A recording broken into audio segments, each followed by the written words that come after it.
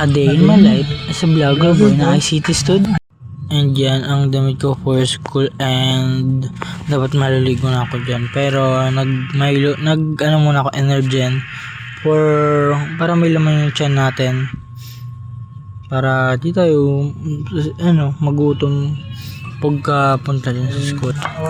And dyan ako nakaligo and inubos ko na Energen ko kasi and yan, ready, nag-busy tayo for school, ready to school. And supply muna kasi baka bubuk natin buhagag ang pangit. Bakit?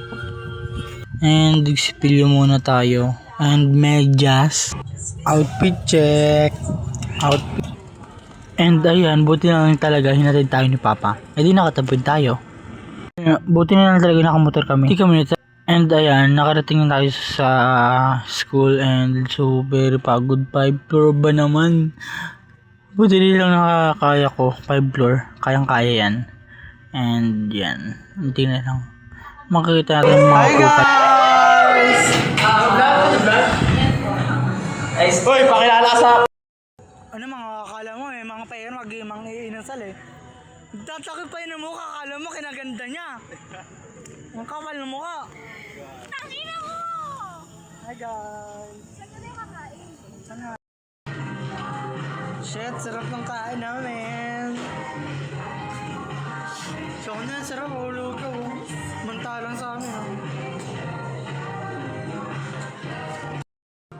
Tapos hinahanap sa akin yung cellphone. Ni Altea Leche yan. Binanap sa akin, kalo muna sa akin, pero tinago talaga ni Raisel. Pero binigay talaga na sa akin ni Raisel. Palabas na sila guys.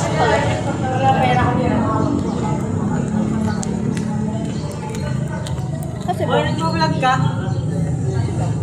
Hi guys! Mainit ngayon, so... Ay, ako pang ilaw. Mainit ngayon.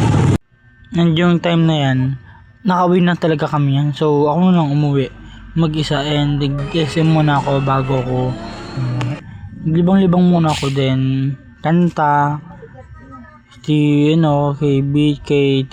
KTV yan kanta lang. Kumanta pa ako yan, mga ilang oras ako kumanta bago ako and ayan, pauwi na ako yan, pauwi na. Buti na may naubutan pa akong jeep, buti na lang talaga, diba? Pauwi na ako. Lakad dito. Lakad dito. Bye guys.